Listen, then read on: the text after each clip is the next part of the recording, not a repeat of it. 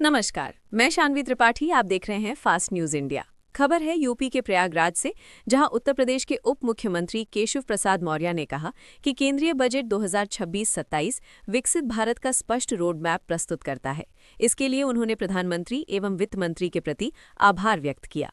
कहा कि ये बजट प्रधानमंत्री मोदी की गारंटी को जमीन पर उतारने वाला बजट है। गरीब, गांव, किसान और महिला सशक्तिकरण को केंद्र में रखकर बजट बनाया गया है।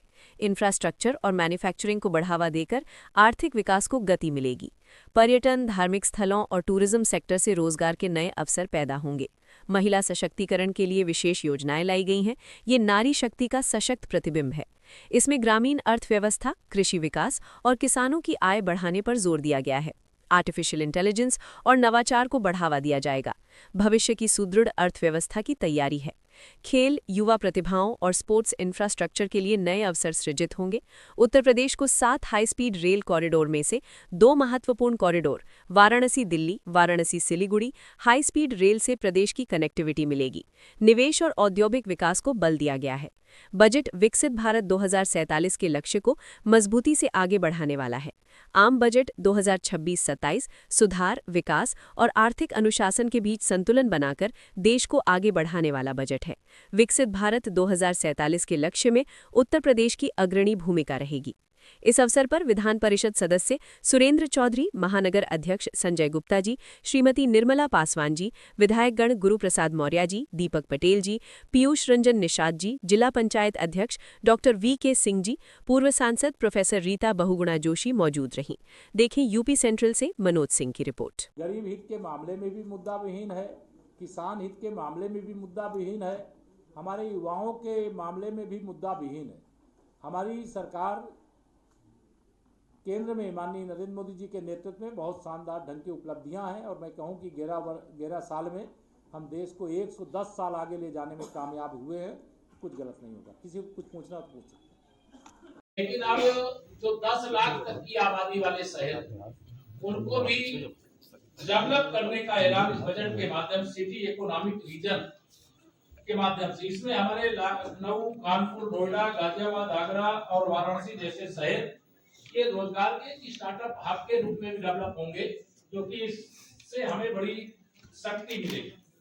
माननीय प्रधानमंत्री जी के शब्दों में अगर मैं कहूं कि यह बजट गरीबों के लिए समर्पित है, यह बजट महिलाओं के लिए समर्पित है, यह बजट अन्नदाताओं के लिए समर्पित है, यह बजट युवाओं के लिए समर्पित है और इस बजट से एक बहुत बड़ा संदेश पूरे देश में गया है और देश की में जो गरीब कल्याण की योजनाएं चल रही, उन योजनाओं को और अधिक बल प्रदान करने का काम का सरकार ने ऐलान किया है। बाकी तो बहुत सारे ऐलान, तो इसमें भी अगर सुधार कुछ हो अपेक्षित तो बेटर होगा।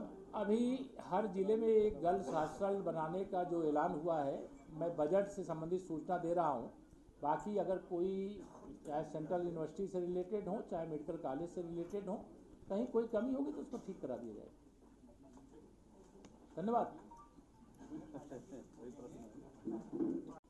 हिस्सा रहता था जिसके माध्यम से यहाँ के लोग यात्रा कर पाते थे। अब प्रयागराज में भी एक बड़ा एयरपोर्ट और उस एयरपोर्ट के माध्यम से देश की कनेक्टिविटी व्यवस्था सुनिश्चित करने का काम हुआ है। रोड नेटवर्क, हवाई नेटवर्क, अब रेल नेटवर्क की अगर मैं बात करूं तो प्रयागराज एक ऐसा स्थान है जिस स्थान से रेलवे के माध्यम से हम देश के किसी भी कोने की यात्रा कर सकते हैं। सूक्ष्म लघु उद्योग के लिए सरकार ने बड़े कदम उठाए। दुनिया के अंदर जितने भी देश हैं जो अपने को आर्थिक प्रगति में यह मानते थे कि हम बहुत आगे निकल गए, लेकिन वर्तमान भारत जो माननीय प्रधानमंत्री श्री नरेंद्र मोदी जी के नेतृत्व में आर्थिक प्रगति का एक विश्व रिकॉर्ड बनाने का काम किया। पूरी दुनिया में भारत से तेज आर्थिक विकास किसी देश का नहीं, और यह तब हुआ जब अमेरिका का टैरिफ भारत के ऊपर 50% लगाया गया था। आज जब मैं आप सबके साथ बातचीत कर रहा हूं तो सबसे बड़ी बात है कि यूरोपीय यूनियन के साथ फ्री ट्रेड डील हो चुकी। और अमेरिका जो 50% टैरिफ लगाया था उसमें अब केवल 18% टैरिफ इस समय है। और मुझे माननीय प्रधानमंत्री जी के नेतृत्व पर पूरे देश को माननीय मोदी जी के नेतृत्व पर इतना भरोसा है कि आने वाला समय, वर्तमान समय भी भारत का है, आने वाला समय भी भारत का है। आर्थिक महाशक्ति के रूप में दुनिया में भारत तीव्र गति से प्रगति कर रहा है। आज दुनिया की चौथी अर्थव्यवस्था हम हैं और तीसरी बनने की ओर अग्रसर। हमारे यहाँ मोदी जो है वो अब देश की मेहनत से, देशवासियों की मेहनत पर पानी फेर दिया है ट्रेड कर कर, और ये हमेशा कॉम्प्रोमाइज करते हैं और इस बार भी कॉम्प्रोमाइज कर लिया है। देखिए, श्री राहुल गांधी जी और श्री अखिलेश यादव जी या ममता बनर्जी जी को भी जोड़ लीजिए, आरजेडी के चाहे आप तेजस्वी यादव जी को भी जोड़ लीजिए, ये सत्ता वियोग में व्याकुल लोग हैं। ये सत्ता के बिना राजनीति नहीं कर सकते, क्योंकि सेवा इनके संस्कार नहीं है और सत्ता इनको मिलने वाली नहीं है। 2047 तक विकसित भारत, यह माननीय प्रधानमंत्री श्री नरेंद्र मोदी जी के नेतृत्व में लक्ष्य निर्धारण किया गया और हमें पूरा विश्वास है कि विकसित भारत 2047 यानी अब से 21 साल बाद बन जाएगा और विकसित उत्तर प्रदेश भी बन जाएगा।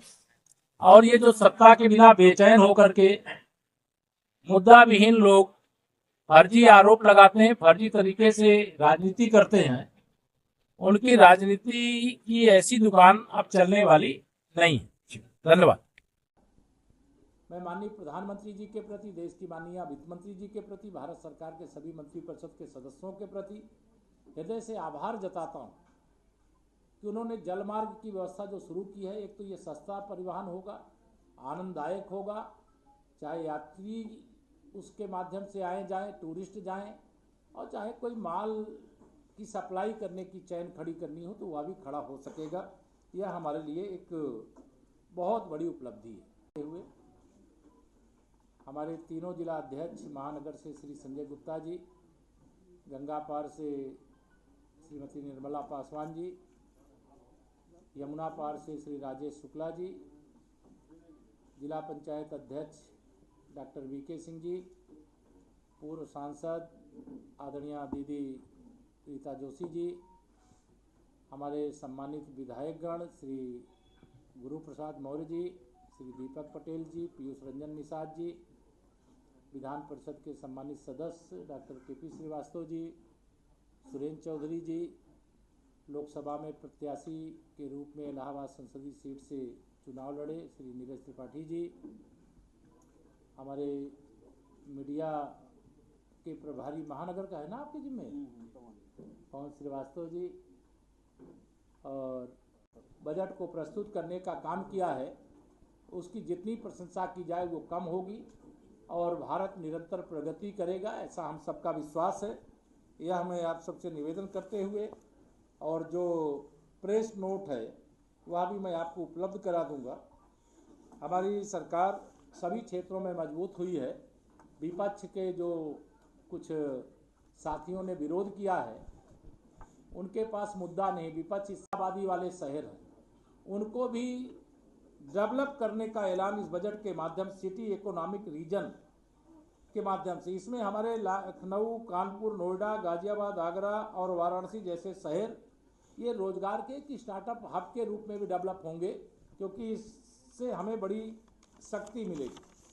माननीय प्रधानमंत्री जी के शब्दों में अगर मैं कहूं कि यह बजट गरीबों के लिए समर्पित है, यह बजट महिलाओं के लिए समर्पित है, यह बजट अन्नदाताओं के लिए समर्पित है, यह बजट युवाओं के लिए समर्पित है, और इस बजट से एक बहुत बड़ा संदेश पूरे देश में गया है। और देश की में जो गरीब कल्याण की योजनाएं चल रही हैं उन योजनाओं को और अधिक बल प्रदान करने का काम का सरकार ने ऐलान किया है। बाकी तो बहुत सारे ऐलान हैं, मैं उसके डिटेल में जाऊंगा तो वो ठीक नहीं, आप उस सबसे अवगत हैं। लेकिन कुल मिलाकर के आज हमारे जो केंद्रीय बजट की अगर संभावनाओं का, अगर कोई देश के अंदर सभी प्रदेश में संभावनाएं होती हैं, लेकिन सबसे अधिक संभावना वाला अगर कोई प्रदेश है तो उत्तर प्रदेश है। और भारत सरकार के बजट के माध्यम से बायोफार्मा के क्षेत्र में एक बड़ी छलांग लगाने का एक निर्णय लिया गया है और उत्तर प्रदेश सरकार भी इस दिशा में प्रयास भी कर रही थी और एक तरह से मैं कहूँ कि सोने में सुहागा हो जाना यह एक हमारे लिए उपलब्धि है। कृषि के क्षेत्र में आप सब जानते हैं आर्टिफिशियल इंटेलिजेंस का जमाना आ गया। कृषि के क्षेत्र में भी एआई का इस्तेमाल का एक निर्णय इस बार के बजट के माध्यम से लिया गया। हमारे किसान उन्नत कृषि जिससे उनकी आमदनी अधिक हो और जिसकी बाजार में डिमांड हो, और फ्री ट्रेड जहां जिन जिन देशों में हुआ है हमारे देश का कृषि उत्पाद उन देशों में पहुंच सके, इसके लिए इस बजट में बहुत शानदार यह प्रयास किया गया है। साथ ही उसी के संबंध में आप सबसे बातचीत करने के लिए मैं आया हुआ। 2026-27 का जो बजट आया है यह ऐतिहासिक है। दुनिया में भारत की प्रतिष्ठा लगातार बढ़ रही है। 2014 लोकसभा चुनाव के बाद माननीय श्री नरेंद्र मोदी जी के प्रधानमंत्री बनने के पश्चात जितने भी बजट अब तक प्रस्तुत हुए हैं, सभी बजटों के माध्यम से भारत की प्रगति, भारत के गरीबों को अमीर बनाने, भारत के अन्नदाताओं को आमदनी अधिक हो सके, डायबिटिक हो, ऐसी गंभीर बीमारियों के कारण से बहुत सारे परिवार पीड़ित हैं। उन दवाओं को सस्ता करने का कदम भी इस बजट में उठाया गया। ऐसी 36 दवाएं हैं। एक और बड़ा कदम महिला सशक्तिकरण की दिशा में आप सब अवगत हैं। इस बजट के माध्यम से जैसे हर जिले में उच्च शिक्षा को बढ़ावा देने के लिए गर्ल्स हॉस्टल की व्यवस्था करने का ऐलान किया गया। मैं इसका स्वागत करता हूँ। इस ऐलान से जहां हमारी बेटियां पढ़ेंगी और आगे बढ़ेंगी और देश का नाम रोशन करेंगी, वहीं अलग अलग क्षेत्रों में भी महिला सशक्तिकरण के लिए कई कदम उठाने का काम किया गया। इस समय हमारे जैसे मैं प्रयागराज में बैठा हूं तो औद्योगिक क्लस्टर किसी भी देश के औद्योगिक विकास के आधार पर वहाँ के युवाओं को बड़े पैमाने पर रोजगार के अवसर प्राप्त होते हैं। भारत एक ऐसा देश है जिसकी दुनिया में सबसे अधिक आबादी है, अर्थात सबसे अधिक हमारे पास उपभोक्ता हैं। फ्री ट्रेड डील के माध्यम से और एक मित्र देशों के साथ व्यापारिक संबंधों के कारण तो हमें जो उत्पाद हमारा उत्पाद है दुनिया के बाजार में उसे तो हम बेचने के लिए अवसर को तलाश लिए हैं, लेकिन हमारे पास उत्पादन है तो हमारे पास उपभोक्ता भी पर्याप्त मात्रा में मौजूद हैं। और दुनिया के सभी देश हमारी इतनी बड़ी पॉपुलेशन है और उसकी खरीदने की जो क्षमता है उसको देखते हुए भारत के साथ अपने समझौते कर रहे हैं। यह भारत की प्रगति का सूचक है।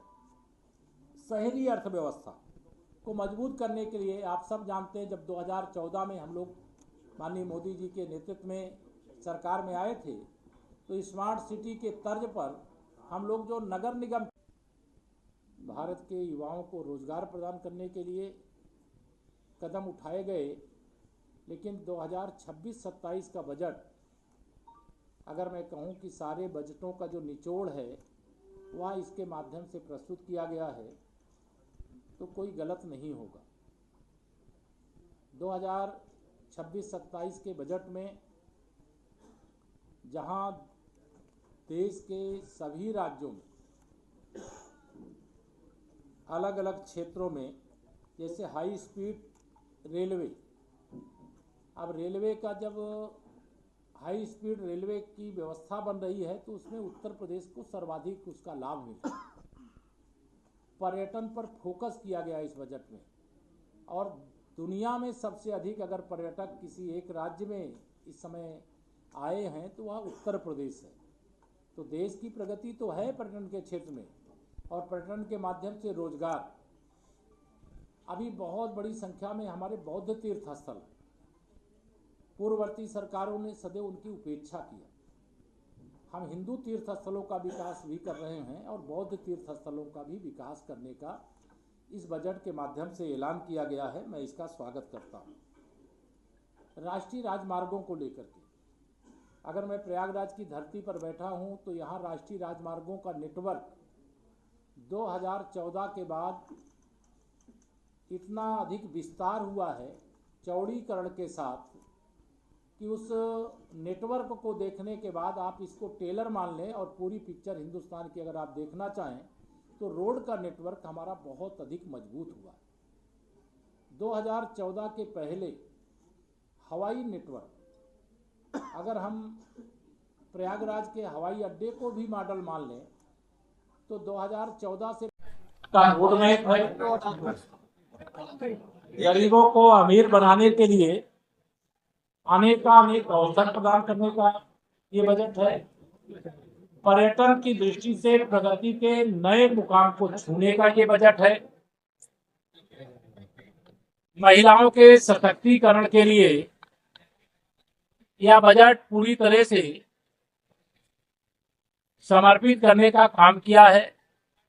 शिक्षा, स्वास्थ्य, रोजगार और जो इंफ्रा, चाहे वो जल क्षेत्र में हो, चाहे सड़क निर्माण में हो, चाहे भवन निर्माण में हो, हर क्षेत्र में करने का इसमें जो निर्णय लिया गया है, जितनी प्रशंसा किया जाए वो कम होगा। भारत सरकार ने रक्षा बजट में भी ऐतिहासिक बढ़ोतरी की है और इस बढ़ोतरी से सामरिक दृष्टि से भी भारत महाशक्ति बनेगा। आर्थिक दृष्टि से हम महाशक्ति बन रहे हैं। दुनिया के अंदर भारत की प्रतिष्ठा हमारे बजट और हमारी सरकार की नीतियों के कारण से बढ़ी है और भारत प्रगति के एक नए मुकाम को छूने का काम करेगा। विश्व की आर्थिक महाशक्ति के रूप में भी, सामरिक महाशक्ति के रूप में भी और सबका साथ सबका विकास करने के रूप में भी हम लोगों ने ऐतिहासिक उपलब्धि हासिल। इंडिया यूएस ट्रेड को लेकर अखिलेश यादव ने भाजपा पर आरोप लगाया। उन्होंने कहा कि भाजपा फिर से जो है जो फार्मर्स हैं उन पर अटैक कर रही, उनकी आय कम। देखिए, श्री अखिलेश यादव जी को अगर भारत और अमेरिका ट्रेड डील